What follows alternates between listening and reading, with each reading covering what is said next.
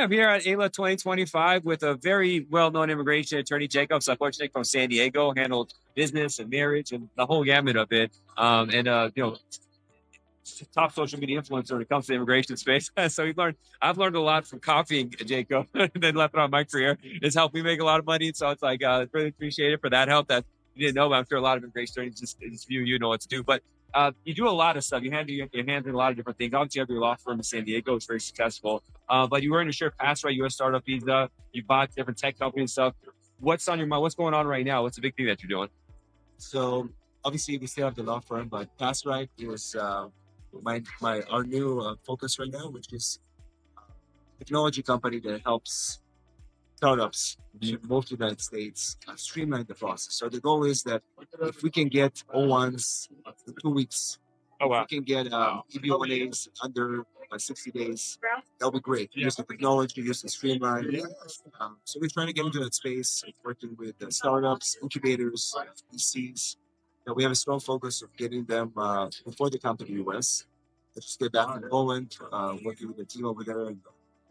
So I think the goal is to be it's a hybrid. We have our team obviously is the legal framework for PassRight, but everything else is handled by very smooth tech and professionals that do this. I guess that's the theme of the conference. You have so much AI and tech happening, and it's kind of like you're old school lawyer. You're gonna get left behind if you don't get into this stuff.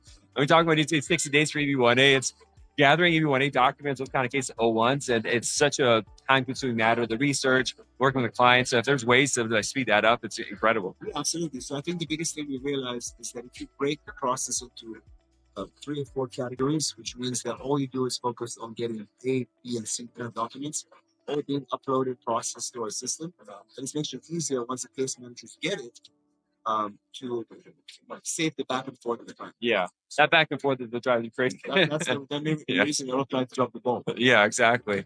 And then the client gets frustrated. Why it's not done? You're like, well, we're asking a million questions. So PassRight's happening. I know Utah, there's all these companies you work with that you work. So So the original startup that I invested in the beginning was SimpleCitizen. Mm-hmm. That was 9 years ago. Yeah, that was my first exposure to investing in tech and also being an advisor from the immigration center, because they didn't know. They were just college kids that went through the process of getting married and then the frustration in the process. So I helped them kind of like navigate what you need in the tool.